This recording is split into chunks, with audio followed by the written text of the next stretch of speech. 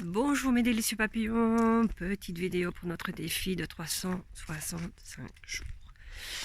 Alors, je voulais vous partager quelque chose aujourd'hui que j'ai vu hier, que j'ai écouté hier, et donc qui m'a interpellée particulièrement et touchée aussi particulièrement pour différentes raisons que voilà. Je ne vous partagerai pas forcément ici, mais voilà, les personnes concernées se reconnaîtront probablement. Et donc, j'ai écouté une vidéo de David Lefrançois sur l'apprentissage, parce que ben voilà, je suis occupée de me réapprendre, de me remettre à apprendre l'espagnol. Et donc, ben voilà, j'ai de petites difficultés avec les langues. Et donc, c'était intéressant de tomber justement sur cette vidéo. Et donc là, je suis juste devant une école en plus. Donc, je vais m'asseoir 2 minutes pour vous expliquer le pourquoi de cette petite vidéo. Et donc voilà. Donc, j'écoutais cette vidéo sur l'apprentissage. Et en fin de vidéo, lors des questions et réponses, une dame demandait, parce que David Lefrançois prenait l'exemple de Fortnite, de dire, ben, au lieu de passer son temps sur les jeux vidéo, et donc Fortnite par exemple, et au lieu de trouver du plaisir dans d'autres choses, dans l'interaction avec les autres, dans la marche à l'extérieur, dans les jeux, enfin voilà, peu importe, mais en tout cas trouver autre chose. Et cette dame posait la question de comment justement, comment arriver à intéresser plus que Fortnite. Et son retour était hyper intéressant et touchant, très touchant pour cette dame et très touchant pour moi aussi d'ailleurs. Parce qu'en fait, il expliquait que en soi, les jeux vidéo ne sont pas mauvais, mais à l'occurrence de, écoutez bien, parce que c'est hyper important, maximum 45 minutes par jour. Et donc, elle disait oui, mais en fait, c'est du plaisir rapide, facile, et donc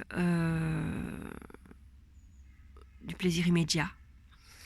Et ces jeux sont faits pour procurer du plaisir immédiat.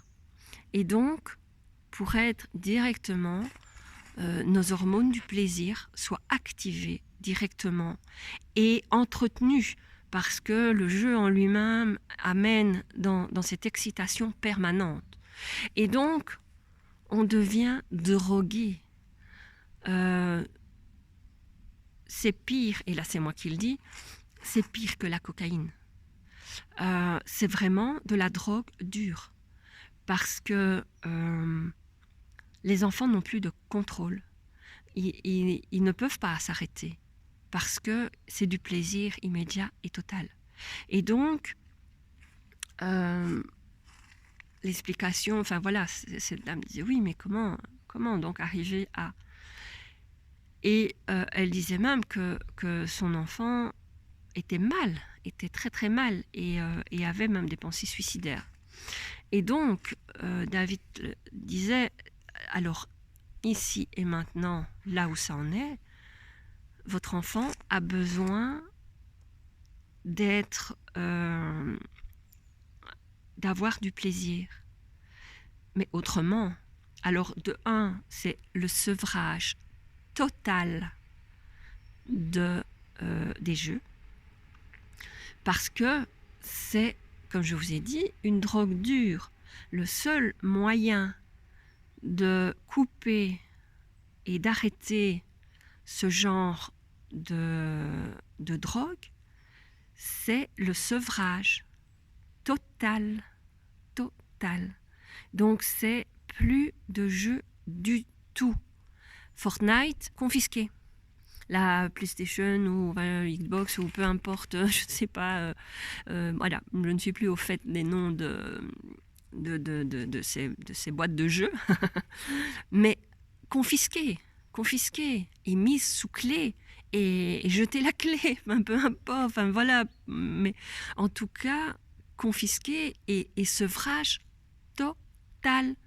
Et priorité première, donner du plaisir à ses enfants. Qu'est-ce qu'ils aiment? À part Fortnite, bien sûr. Hein. Qu'est-ce qu'ils aiment? Et comme dit David, c'est, voilà, qu'est-ce que tu aimes faire? Tu aimes faire ça? Ok. Alors, c'est la douche quotidienne et perpétuelle. C'est le doucher de ça tout le temps, sans arrêt. Lui donner du plaisir dans ce qu'il aime en permanence, tout le temps. Le mitrailler de ce plaisir en permanence. Il aime, je sais pas moi, jouer dehors, c'est allez, on joue dehors en permanence, quoi. Il aime faire du vélo, allez, on va faire du vélo. Je ne sais pas, voilà, il aime bricoler, on va bricoler. Il aime cuisiner, on va cuisiner. Peu importe ce qu'il aime faire. Mais le mitrailler, l'arroser de ça en permanence. Parce que la priorité numéro 1 de chez au top du top, c'est qu'il récupère cette joie. Et le seul moyen de récupérer cette joie, c'est de le mettre dans cette joie et dans ce qu'il aime faire. Et bannir les jeux. Parce que ça lui met une dépendance, ça met une dépendance qu'ils ne peuvent pas contrôler. Et donc, c'est des enfants qui vont se mettre à jouer jour et nuit et qui n'auront plus de repères. Qui vont jouer toute la nuit, qui vont se retrouver le lendemain à l'école complètement hors contrôle. Ils seront fatigués, ils seront épuisés et ils auront le cerveau lobotomisé par leur jeu et ils ne penseront qu'une seule chose, c'est rentrer à la maison pour jouer. Et donc, ils seront out de leurs études, ils vont rater les études, ils vont rater, tout. Alors, c'est de me poser la question de comment, justement, plutôt le faire apprendre, plutôt que le faire jouer. Donner le plaisir d'apprendre plutôt qu'un... Et David disait, la numéro 1, ici et maintenant, ce n'est plus de le faire apprendre. On s'en fout qu'il rate une année. C'est que cet enfant retrouve la joie. Et donc, le numéro 1, c'est retrouver la joie. Et donc, trouver ce qui lui fait plaisir en dehors des jeux vidéo. Parce que le jeu vidéo, c'est banni, c'est retiré c'est out, ne plus lui mettre, le sevrer complètement de ça. Et quand il aura retrouvé la joie, là, il pourra réapprendre et recommencer à prendre le goût de l'apprentissage. Mais d'abord, c'est retrouver cette joie. Donc voilà, j'avais vraiment envie de partager ça, de synthétiser ce passage que j'avais vu de cette vidéo, parce que je pense que c'est hyper important pour ces jeunes qui sont accros aux jeux vidéo. Vraiment, les parents, mettez la priorité à leur redonner des joies autres que ça, autres que les vidéos. Je sais que c'est quelque chose de facile et c'est on est épuisé par notre travail, par le stress de tous les jours, par plein de choses, mais je pense que la priorité, c'est nos enfants et vraiment, si vous avez un enfant accro aux jeux vidéo ou que vous remarquez qu'il commence à avoir des comportements addicts aux jeux vidéo, c'est stop, stop, stop. Arrêtez, mettez le holà. Vous êtes les parents et c'est à vous à prendre le bonheur de vos enfants en main parce que ces jeux vidéo sont là pour les lobotomiser et faire devenir des enfants qui n'auront plus goût à rien, mis à part à rester sur un jeu vidéo 24 heures sur 24. Et donc, c'est pas la vie. La vie, c'est pas ça. La vie, c'est aller à l'extérieur, rencontrer des gens, être responsable. Et les jeux vidéo ne rendent pas responsable du tout, du tout, du tout. Qu'au contraire, au contraire. Donc, apprenez à vos enfants à être responsables, à apprendre et à être joyeux. Première chose, premier cap, rendre joyeux. Donnez-leur la joie que les jeux vidéo leur donnent, tout simplement.